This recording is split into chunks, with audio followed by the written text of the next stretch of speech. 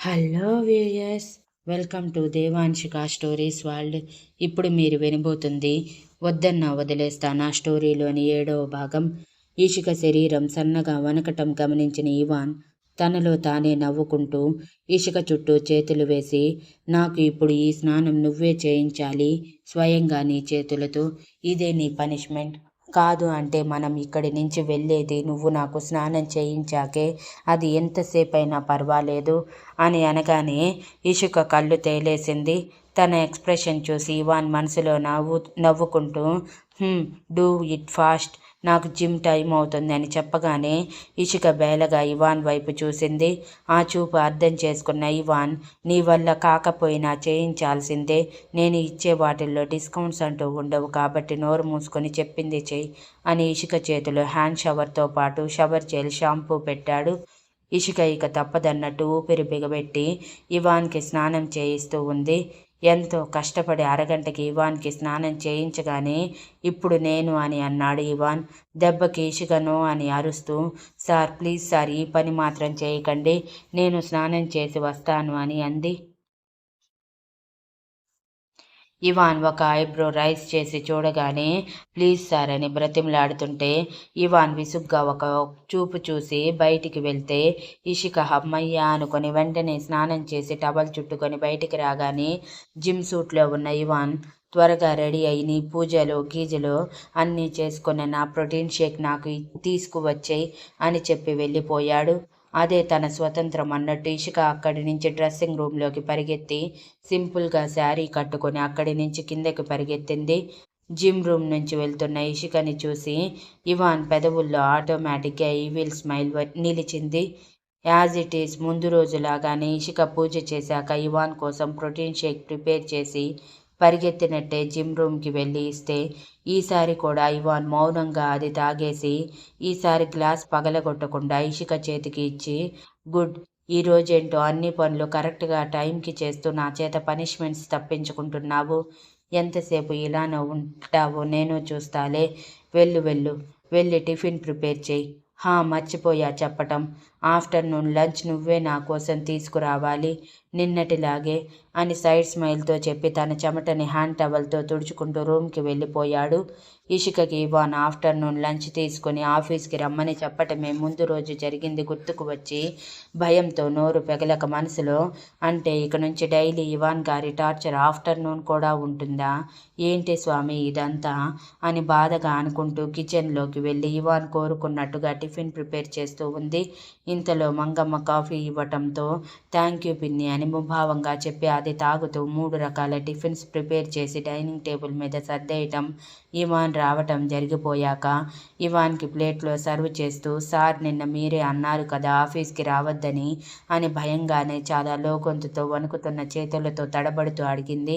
అంతే, ఇవాన్ ఎదురుగా ఉన్న టిఫిన్ ప్లేట్ ఎగిరి నేల మీద పడి టప్పని పగిలిపోయి, ఏంటే నాకే ఎదురు చెప్పాలని చూస్తున్నావా అని ఇషిక మొహంలో మొహం పెట్టి, నేను ఏది చెప్తే అది చేయటమే నీ పని, మర్చిపోయావేమో మన మధ్య జరిగింది అని సీరియస్గా అనగానే ఇషిక భయపడిపోయి, వద్దు సార్, మీరు చెప్పినట్టు చేస్తాను, ఆఫ్టర్నూన్ మీరు కోరుకున్నట్టు లంచ్ తీసుకువస్తాను, ప్లీజ్ వదలండి అని చెప్పి ఇవాన్ వెనక్కి వెళ్ళగానే గబగబా మరొక ప్లేట్లో టిఫిన్ సర్వ్ చేసి ఇవాన్ తింటూ ఉండగా కింద పడిన ప్లేట్ పీసెస్ తీయటానికి వెళ్ళింది ఇషిక. అది గమనించిన ఇవాన్ గట్టిగా మంగమ్మ అని అరవటంతో కిచెన్లో ఉన్న మంగమ్మ పరిగెత్తుకుంటూ వచ్చి, ఏమైంది ఇవాన్ బాబు అని అడిగింది. నువ్వు ఇక్కడ ఎందుకు ఉన్నావు అని సీరియస్గా అడుగుతూ ఇషికకి ఒక చూపు విసరగానే ఇషిక గబగబా లేచి ఇవాన్ పక్కకి వచ్చి నిలబడింది. ఇవాన్ ప్రశ్నకి మంగమ్మ అయోమయంగా, పని మనిషిగా బాబు అని అంది. మరి పని మనిషివి అయ్యుండి ఇక్కడ పడిన గ్లాస్ పీసెస్ ఎత్తకుండా నా భార్య చేతే పని చేయించాలని చూస్తున్నావా, తను ఈ ఇంట్లో పని మనిషి కాదు, నా మనిషి, నా పనులు మాత్రమే చేస్తుంది, అంతేకాని కింద పడినవి మిగిలినవి ఎత్తుతూ నీ పని కూడా చేసి పెట్టదు అని బేస్ వాయిస్లో అనగానే మంగమ్మ పెదవుల్లో చిన్న చిరునవ్వు చేరి, అలాగే బాబు, నువ్వు చెప్పినట్టే చేస్తాను అని గబగబా వెళ్ళి గ్లాస్ పీసెస్ తీస్తూ ఉంటే తన ఎడమ చేతికి దగ్గరగా ఉన్న ఇషిక నడుముని గిల్లుతూ, ఎన్నిసార్లు చెప్పాను నేను టిఫిన్ చేసేటప్పుడు నా పక్కనే నువ్వు ఉండాలని, వేరే ఏ పని ఉన్నా తర్వాతే చేసుకోవాలి అని, అలా కాకుండా నీ ఇష్టానికి నువ్వు ప్రవర్తిస్తావా అని సీరియస్గా అడిగాడు. సారీ సార్, ఇంకోసారి ఇలా చేయను అని అంది. ఇవాన్ షార్పుగా ఒక చూపు చూసి, నోరు మూసుకొని తిను. నేను తిని ఆఫీస్కి వెళ్ళేంత వరకు నా వెనకే ఉండు అని సీరియస్గా చెప్పి గబగబా టిఫిన్ చేసి తన ల్యాప్టాప్ బ్యాగ్ తీసుకొని తన కార్ దగ్గరికి వెళ్ళాడు. వెనకే ఇషిక కూడా వెళ్ళింది. కార్ డోర్ ఓపెన్ చేసిన ఇవాన్ ఇషిక బుగ్గ మీద ముద్దు పెట్టి, ఆఫ్టర్నూన్ లంచ్ తీసుకురావటం మర్చిపోకు. ఈసారి డైరెక్ట్గా ఎవరిని అడగాల్సిన అవసరం లేకుండా నా క్యాబిన్కి వచ్చి నా పర్మిషన్ అడిగాకే నా క్యాబిన్లో అడుగుపెట్టు, అర్థమయ్యిందా అని బేస్ వాయిస్లో చెప్పి ఇషిక సమాధానం వినకుండానే అక్కడి నుంచి వెళ్ళిపోయాడు. ఇషిక బాధగా నవ్వుతూ వెళ్తున్న కార్ వైపే చూస్తూ, మీరు ఏం చేస్తున్నారో మీకైనా అర్థమవుతుందో లేదో ఇవాన్ గారు, కానీ నాకు మాత్రం మీతో ఉన్న ఈ కొన్ని రోజుల్లోనే పిచ్చి పట్టేట్టు ఉంది అని లోపలికి వెళ్ళేసరికి మంగమ్మ సంతోషంగా ఇషికని హత్తుకొని, మొత్తానికి బాబుగారిలో మార్పు తీసుకువస్తున్నారమ్మా, శుభాకాంక్షలు. బాబుగారు ఈరోజు అన్నమాట ప్రకారం మిమ్మల్ని ఇష్టపడుతున్నారని అర్థమయ్యింది అని అంది. పిన్ని అదేమీ లేదు. ఇవాన్ గారు తిని వెళ్ళేంత వరకు ఆయన పక్కనే నేనుండాలి, అందుకే అలా అరిచారు. అంతేకాని నీ పొజిషన్ నా పొజిషన్ ఇంట్లో వేరేమీ కాదు. సరేలే, ఇవన్నీ మనకి ఎప్పుడూ ఉండేవే అంటూ ఇషిక టిఫిన్ తిని కిచెన్లోకి వెళ్ళింది ఆఫ్టర్నూన్ లంచ్ కోసం. వెనకే మంగమ్మ వెళ్ళి, ఇప్పుడే భోజనం వండుతున్నారు ఏంటమ్మా అని అడిగారు.